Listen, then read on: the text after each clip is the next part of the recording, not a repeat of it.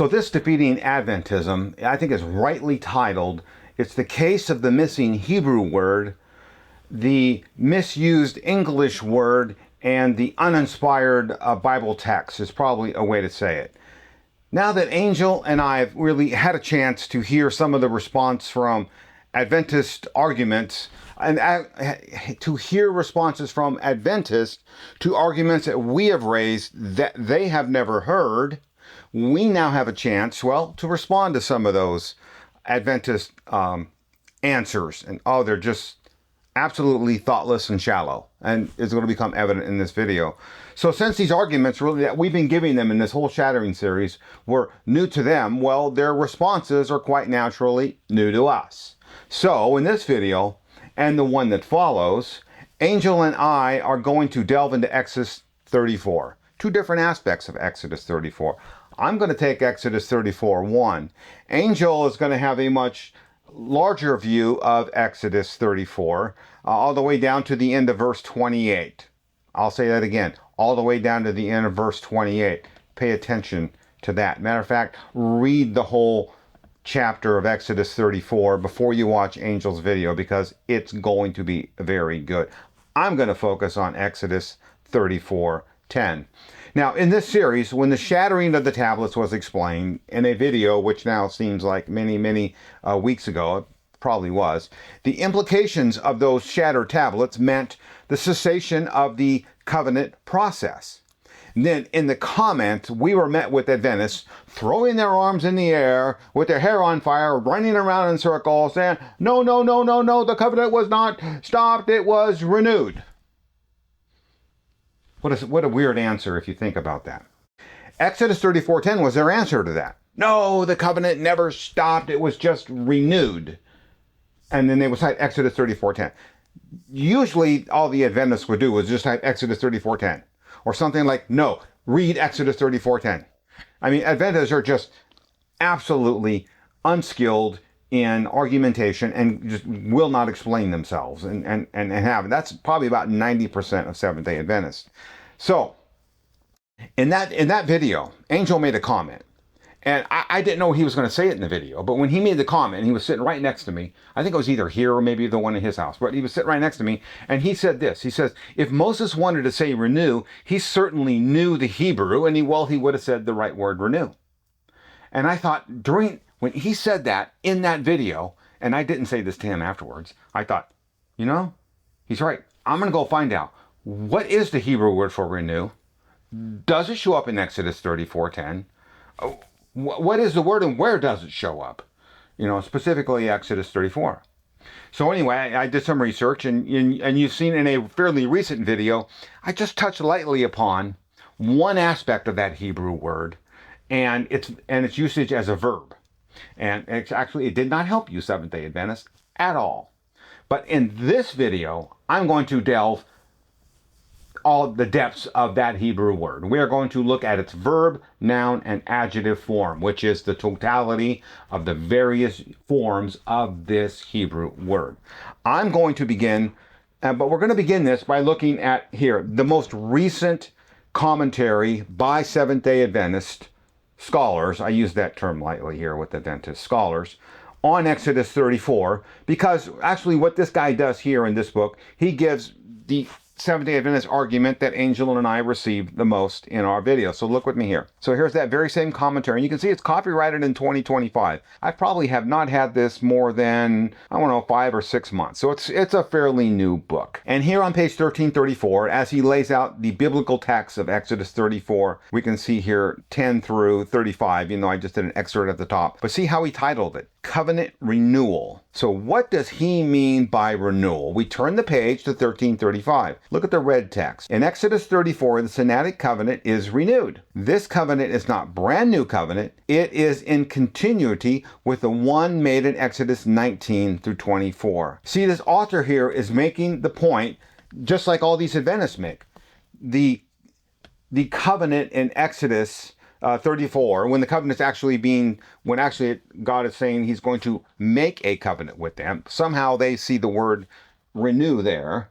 And when they see the word renew, and in their mind, in English, renew means nothing stopped, nothing ceased. It's just a one long continuous event. So renewal means continuous in the Adventist mind. But here's something else I just want to share with you too. As I was preparing for this video and reading the entire section here on Exodus 34 by this commentator, and you can just briefly look here at this email, because he does something here on page 1336 and 1335. There's a sentence on 1335 that spills off into 1336. So let me say this. At the end of that sentence, he has a footnote number 1, and it cites a commentary by a commentator, non-Adventist, in Exodus. And in his sentence, the author here of this book is making the case for renewed means, a continuous, that there is no break in time. It's, continuity. But yet the footnote, and then he has it at the bottom of the page, does not support his sentence. So the sentence he's using it on, with the attaches a footnote to it, totally conflicts with his statement. Now, that's a fine thing to do, but as a reader of this, as a reader of any literature, I expect the author then to reconcile this apparent conflict that he just created in his own book. So that was the email I sent him on July 5th. And then I got an email back from him saying, I'm going to be out of the office for a couple of weeks, etc. I won't get back to you. So let's see what he does. Maybe I'll do a short video on his response and our exchanges. But his commentary is conflicting within itself. So this definition is the same definition. So the definition we got here by this Seventh-day Adventist commentator is the same explanation we were getting from Adventists when we were saying the shattered of the tablets means a cessation of the covenant, and the covenant needs to start again. It needs to be renewed, start again.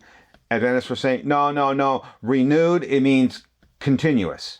So see, there's our difference. Renewed means we start afresh, anew, reestablish, rejuvenate. Think of any other synonyms. In the Adventist mind, to renew means you don't start afresh and anew and rejuvenate. It's continuous. So the word Adventist and renewed is being used by the Adventist community and this commentator to mean continuity with no break in time. In this video, I'm going to examine the English and the Hebrew definitions for renew, renewal, etc. We're going to start with the English. We're going to start by using the best dictionary there is in English on the market, and it's this thing. It's this beast right here. This thing is so heavy and it's so big. This is a compact edition of the Oxford English Dictionary. And the pages here, there are actually, on each page are printed four pages from the original edition are printed on each page of this book here. And you'll see a picture of that in a minute. This book can only be done because of modern printing. And the printing of this book is so small, it comes with a Bausch & Lomb magnifying glass because you just can't read the font. It's like a 3-point font. So this is a fantastic book. Let's start here looking at the Oxford English Dictionary. Now, before I get into everything, and you've seen this Oxford English Dictionary, which is just an outstanding book, and I recommend if you don't have one, get one, because it is the real dictionary, air quote. But I knew about this dictionary because I read this book you see on the screen here in front of you by Simon Winchester called The Meaning of Everything. And when you think about it, isn't that a great title for this book? This is the guy you see on the screen right here. This is James Murray, the final editor of this Oxford English Dictionary, because he wasn't the first. But it actually is called The Meaning of Everything. And this dictionary is, in English, the meaning of everything. So here's the link. I'll have it below in the show notes. Find this book, read it, and learn about it, because you will see these guys were absolutely meticulous and they were putting this together. But let me say this about our case. We're going to look at the word renew, in this dictionary, and we're going to find 12 different definitions. Those definitions are going to be from 1868. That's our oldest one. We got 3 from the 1300s, 5 from the 1400s, 1 from the 1500s, 1 from the 1600s, and 1 from the 1700s. And here's what it looked like. Here's actually James Murray in what's called the scriptorium, and these are all slips of paper, just like you see to the left here. These contributors, these volunteers would send in these slips of paper by the hundreds, if not thousands. You can see this is for the word flood. They would cite the source they got it from, a book or a manuscript, etc., and then they would include the sentence. He would get it, file it under flood, and then they would start accumulating what was the first occurrence of the word flood in the English language. That's what you're going to see when I show you this dictionary. You're going to see a date, and then you're going to see, much like you see here on this script, and then you're going to see the actual usage of the sentence. So you're going to see the oldest definition of the word renew, where it came from, and how it was used in the English language. One more recommendation before we get to the actual slide here. Here's another, actually this isn't a book, this is a movie. Fairly recent, called The Professor and the Madman, 2019. I couldn't wait for this to come out. Having read the Simon Winchester book, I got wind that Mel Gibson was making this movie, which was absolutely fantastic. Mel Gibson plays James Murray, the editor of the Oxford English Dictionary, and he deals with Sean Penn, who is just one of the many volunteers who helped do this, but he was a very significant volunteer, and he was actually a Civil War doctor who was, well, let's just say he was a little mentally imbalanced. And this is about James Murray, Mel Gibson, wanting to meet this man who contributed so significantly to the Oxford English Dictionary. Great movie. Read the book first, because you're going to find out the movie here, well, they leave a lot of stuff out as they do in movies, but great. So let's get right to our material. You've already seen this. Here's my compact edition of the Oxford English Dictionary, because if it wasn't a compact edition, it would probably take up about 3 shelves in my library. And this book here is absolutely insane, as you saw when I held it up. Each page is actually 4 pages from the original edition. But made it you can't read this book. And maybe with your best eyes, you can strain and read the sentences, but again, like you saw, it comes with a magnifying glass. So in our case, on the page to the left, we have page 2490, contains the whole set of definitions for the word renew, all 12. We're going to go through all 12. Let's start right here with the first 1 and 2. Remember what we're looking for. I am looking for a definition of renew that carries a sense of continuity without a break of time, because that's how the Adventists are using the word renew. No, the covenant wasn't stopped, it was renewed. Okay, so renewed in the Adventist mind, renewal has to carry a sense of continuity. Let's see if it actually does in the English language. Translation number 1, you can see from 1374, to do over again, revise. Number 2, to make new, or new again. To restore to the same condition. This is 1382 from Wycliffe. And you know what I know from that? Big fail, because that doesn't tell me anything about continuity. Let's go to definition number 3. What does it say? To restore, reestablish, set up again, bring back into use or existence. I actually like that. To me, this is like the classical definition of renew. See, again, also 1382, Wycliffe. And no, that actually doesn't help the Adventist case, because it doesn't tell us that there's a sense of continuity here. Let's go to number 4, take up again, afresh. Even that right there tells us to take up again. There's a break in time. To resume. Sorry, Seventh-day Adventist, definition number 4 fails you. Let's go to definition number 5. Here is our oldest definition from the year 868. Yeah, try to read this sentence, because the English language at this time, Old English, very hard to read. I have some books that use this language. It is so hard to read. But yet this is really important, because here in the English language is our first sense of the word renew. To go over again, to repeat. Relate afresh. This does tell us there's a break in time. So you know what? Sorry, Adventist, this fails you too. Maybe definition number 6 will help. To replace by some new or fresh thing. There we go again. There's a break in time. So that fails for the Seventh-day Adventist. Let's go to number 7. To revive, reawaken. This has to do with feelings. Well, nah, I'm sorry. The tablets are not feelings, so that fails for the poor Seventh-day Adventist too.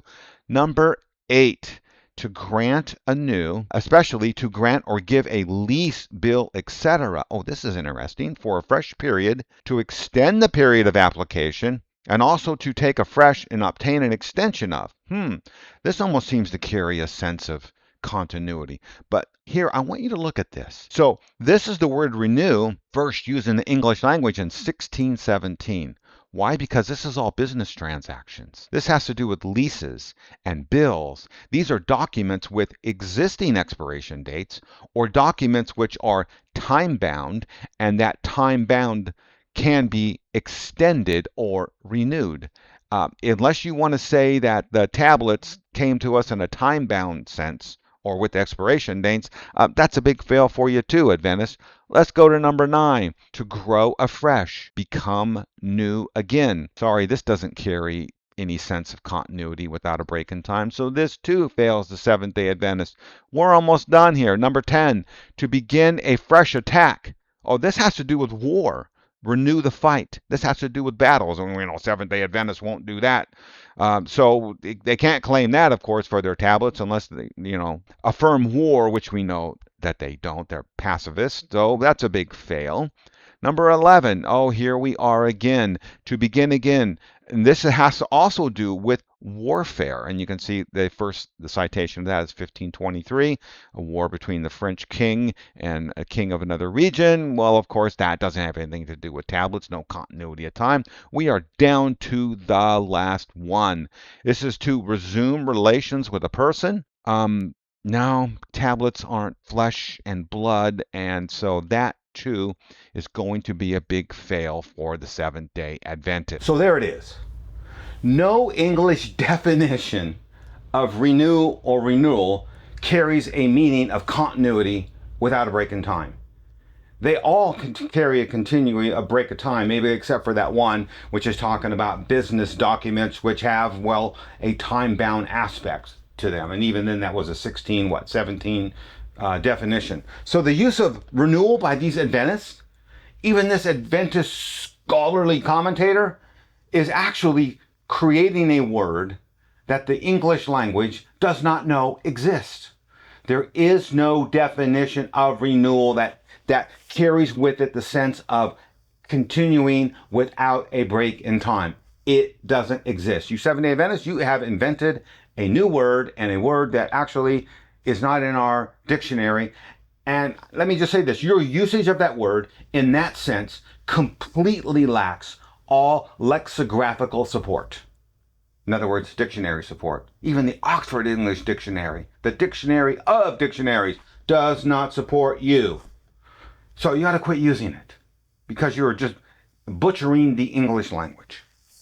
Really what you're doing is, this is an application of an invented definition with no support in the lexicographical sources. Yeah, welcome to Adventism. So, and I guess in Adventism we can say, well, maybe the Hebrew word for renewal is going to help us. Maybe it carries a sense of continuing and with the sense of renewal at the same time. Oh yeah, we're going to look at that. But first I want you to look right here at this. You're going to see in these lexicons that I'm going to use on Hebrew, they're going to have tenses of the Hebrew word. And some of these that you see here with the arrows to are going to be abbreviated. Like the one on the bottom, you won't see the whole, you'll see an HIT as an abbreviation for that. So we are going to look at different tenses of Hebrew words. So I found the Hebrew word for renewal, and I consulted many different sources. The Hebrew word actually for renewal is chadash. And I'm going to I can't show you all my sources, but here's what I can tell you. This is what I looked at. Are all of these lexicons, and I think there's even, there's another one down here I didn't even put here. 1, 2, 3, 4, 5, 6, 7, like eight different sources. And they all agree. And you're going to see here in a minute, the ones that I showed you, actually it's not going to help you, Seventh-day Adventists. And one thing that I'm going to show you here in a minute, and you're going to see this is the 1760 Johnson's Dictionary. It'll become apparent why, especially when we get at the end of this section, why I'm going to show you this additional dictionary, which is before the Oxford English Dictionary. So what I decided to do, of the sources I picked to show you, I'm going to start with Vines. Where's my Vines source at? Did I even put it up here? Oh, there it is. I'm going to start with Vines. I like this one because it was non-technical, And it was written in a very easy conversational English type tone, easy to understand. So let's start here with vines. So let's begin here with vines. Like I said, I really like this because it was non-technical, easy to read, and really just gets to the point. So the whole definition for renew, as you can see here, is broken up into the three tenses. And remember those tenses that I showed you in the previous slide. You're going to see abbreviations for those tenses, not only here but in additional slides following. So the Hebrew word for renew, we're going to see it expressed as a verb, as a noun, and as an adjective. Let's begin with it as a verb. What they don't tell us here, I think they forgot to do this because they're going to do it in the other two. How many times it was used as a verb? Well, I know, and you're going to see in other literature, this is only used 10 times. Now, and you can see here to renew, this verb occurs in post-Mosaic literature. So the word renew doesn't even occur in the Pentateuch. Let that sink in. The Hebrew word for renew as a verb does not occur in the Pentateuch. Its first appearance is in 1 Samuel 11:14, and it has to do with kingship. So you don't even have the word renew as a verb in the book of Exodus. I know the Adventists are sitting back going, okay, well, maybe its use as a noun or maybe its use as an adjective will rescue me. Yeah, stand by for that. So this already tells me right now, Seventh-day Adventist, you want to use renew. Even the Hebrew doesn't recognize it as a verb in the book of Exodus. Post-Mosaic literature, 10 times. Let's move on to the next one. Here we have 283 times as a noun, but every single time it's used, it's new moons, new months. This is all calendar based. This obviously doesn't help you, Seventh-day Adventist, so we can't use renew as a noun because, well, all about lunar events and calendars, so that's a big fail. How about the last one as an adjective? Now, this as an adjective, it actually means more towards the new or renewed. This appears 53 times in the Hebrew Bible. Now, as this used as an adjective, look what it says up here. It's in the sense of recent or afresh. It's the opposite of old, as in the sense of something not previously existing. Well, I guess that can't be applied to the tablets because they did previously exist. You see, this Hebrew word for renew is failing you, Seventh-day Adventist. You can't use it as a verb. It doesn't even appear in Pentateuch. You can't use it as a noun because it's all about new moons, new months. And you can't use it here as an adjective because it means when it's being used, it's about something that didn't previously exist. So the word renew, as in tablets, has failed you both in English and it's failing you right here in Hebrew. By the way, Adventists, pay attention to this definition because this one's going to come back and bite you. Because I'm going to come back after Angel's video and I'm going to do a video on this word, renew, and one of its uses of its 53 times in prophetic literature. So stand by for that one. Let's look at another source here. This is a great source. Adventists even cite this source. So let me go on here to this one here, and we're going to learn some things that we saw. Now, here are those abbreviations for those Hebrew tenses, like this one and this one right here that I showed you in that previous slide. So we know this word renew is used in 3 different tenses. And in the first tense is to make new, restore, renew. Boy, that certainly sounds like it, right? Well, see, that's the verb. And then they move on to the adjective, which is new or fresh, and then they move on to the noun, which is month or moon. And so they're going to repeat here what we saw in vines. So that we saw it as a verb. It's used 10 times, and it gives us the 2 different tenses of the word. It's used here as an adjective 53 times, and it's used as a noun 280 times. Let's look at the verb. As a verb, the meaning is what? Make new, restore, reaffirm. Boy, that sounds like what you want, right, Adventist? It's applied to kingship. There it is again. It's not used in the book of Exodus. It's not used in the Pentateuch. As a verb, you will find it first time 1 Samuel 11:14, restore, renew a kingship. You're also going to find it in Psalm 51:10 through 12. And this is David. And I put this down here, create in me a clean heart, renew a right spirit within me. And you're also going to find it as a tense to become new again, renew yourself, a personal renewal, so that your youth is renewed like the eagles. Again, in Psalms. They take this whole article and they sum it up right down here at the bottom for the Hebrew usage of the word renew. And it means what? In all these occurrences, it's about institutions, places, and your inner religiosity of God's people being renewed or restored to their previous state or purpose. Sorry, so there is no Hebrew word for renewed as in tablets because, well, first use is Samuel, and it's about institutions, places, inner religiosity. Sorry, that's a big fail for you, Seventh-day Adventists. Let's move on and let's describe it being used as an adjective. Stand by, because I'm coming back at you on this one, Adventist. Let's see what they say here. It's in the historical context, the adjective new is being used in contrast to old. And it means this, something previously unknown, especially pertaining to a state of being new and different. Well, we can't apply that to the tablets, can we? Because they were previously known. So that is a big fail for you Seventh-day Adventists. You can't apply it as an adjective to covenant tablets because, well, they were previously known. And as a noun. Now, what I didn't find in this lexicon of the Hebrew was a detailed explanation, pages, etc., on new moon, new month, etc., and the 280 occurrences. They do cite it like you see here, but they didn't go into it in great detail. But nonetheless, 280 occurrences of the Hebrew word for renew are about moons and months and calendars, so it can't be about covenant tablets. But what I did find and what I did like is this lexicon, this is like a 21 volume set. This thing's huge. And this one right here, so of course they're going to repeat what we saw earlier. It's as a verb, it's 10 times. As an adjective, 53 times. As a noun, 280 times. Now, what they did and the others didn't do, he went into excruciating detail, pages and pages and pages of renew and new moon and the 280 occurrences of it. He didn't do too much in this article here talking about the verb or the adjective, but he went into extraordinary detail on new moon as a month. So the Hebrew word for renewal and renewal as a verb, right, used 10 times, and as a noun and as an adjective, do not carry the meaning of renew as a process of continuous and pertaining to covenant documents. It doesn't exist. So we found the Hebrew word for renewal. It does not exist in Exodus, especially as a verb, which is the only one that's the closest one to it, and it's just not there. The noun is used 280 times in the Bible, and that's for new moons, new months, renewal of months and news. The adjective, 53 times, well, that describes things which previously did not exist. Well, we can't use that on covenant tablets because, well, they existed. We can't say they're renewed because, well, they existed. And then the last one here, like I said, the closest one was the verb, and then we had the noun, and then we had the adjective. Neither one of them help you Seventh-day Adventists, do they?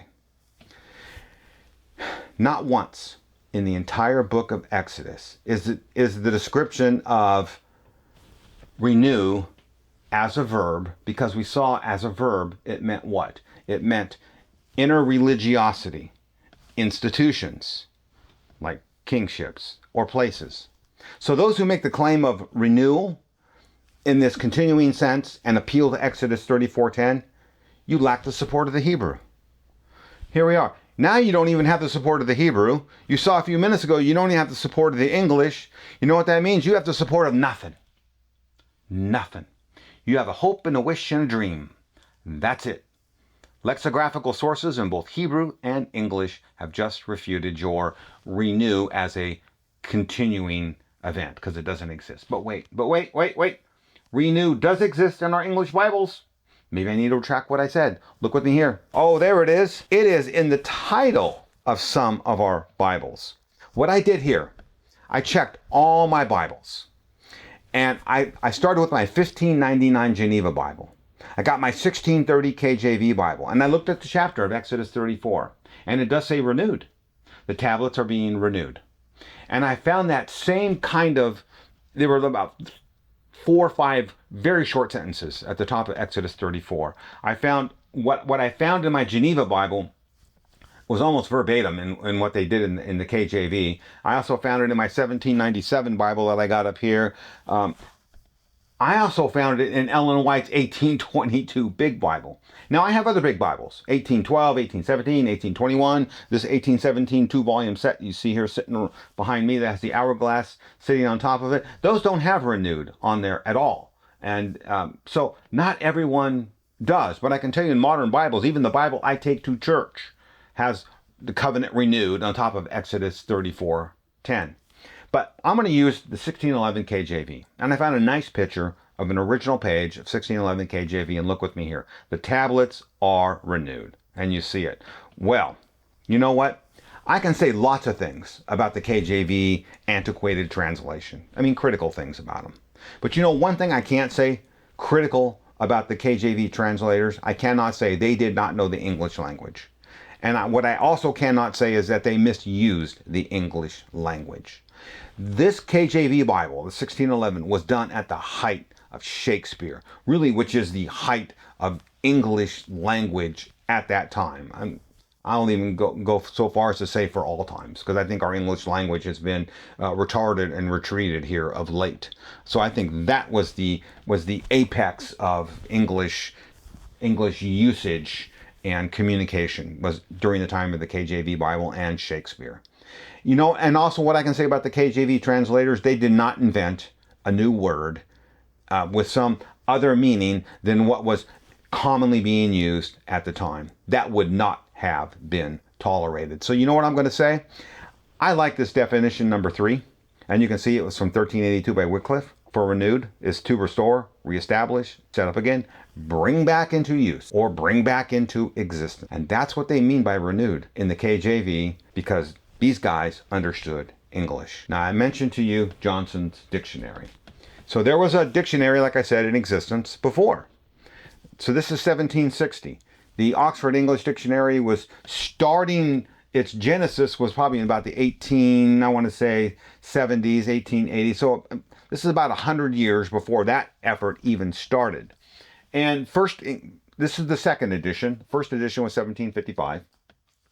And so I'm just going to show you really what happens in the Oxford English Dictionary is, well, the groundwork was already laid in the Johnson's dictionary. So look with me here. So here's the very same volumes you saw that I held up. This is my 1760 edition. And we're going to look, here's the word renew. And look at it. We got 4 definitions. To renovate, to restore to a former state, to repeat, to put again, enact, to begin again, in theology, to make anew, transform a new life. So they got 4 definitions. And you know what? None of them give you any sense of continuity without any break in time. Matter of fact, they all give you a sense of, well, there's a break in time because we are going to repeat, bring back again. But look at half the definitions, 50% of them are from the Bible. One definition is from Hebrews and one from Romans. Why don't they have any renew here in Hebrew? You know why? Because it doesn't exist. The idea of renew in English does not translate to the idea of renew in Hebrew. It doesn't exist. So see, you Adventists, once again, who are using renew to describe something's happening in Hebrew, you once again lack the support of the sources that prove, well, you're wrong. So many of our English Bibles, they have renewed in these uninspired titles. These titles are horrible. These titles, they really were largely, from my research, they are inserted by translators or publishers. They are used as interpretive guides for the section that the title exists on. And you know what? More often than not, they're just wrong. Matter of fact, there's this Bible on the market I came to discover called a Reader's Bible. Has no footnotes, has no titles. And they did that on purpose to remove what they call distractions. Because these are completely uninspired parts of the text, which guide your understanding of the text, and wrongly so, and especially wrongly so, here in Exodus 34:10. Because the word renew does not exist in our English Bibles, except for one case, and that's the uninspired titles. You know, if your Bible has one that says renewed. Mine does. Uninspired, that's the only place it exists. Doesn't really exist in the Hebrew, and it doesn't exist how the Adventists are using it in English. So in conclusion, there is no English definition for the word renewed, which carries a sense of continuing. It doesn't exist. You saw all 12 definitions. You saw the 4 definitions in the Johnson's dictionary. There is a Hebrew word for renew. There's a verb and a noun and an adjective. And the verb is probably the one that would fit most, that the Adventists would want to use, but you know what? It doesn't even exist in the Pentateuch. First occurrence of that is 1 Samuel. And it's only used 10 times. And it's used for institutions, places, and your inner religiosity. Renew in me a clean heart, as David said. The Hebrew word for renew, like I said, doesn't support you, Adventist, and neither does the English word. So in conclusion, Adventist, oh, I'm sorry. The shattering of the tablets means what the shattering of the tablets means. The covenant process stopped. And there was a break in time. And God accepted in Exodus 33 the repentance of the nation of Israel. And then started the covenant again in Exodus 34.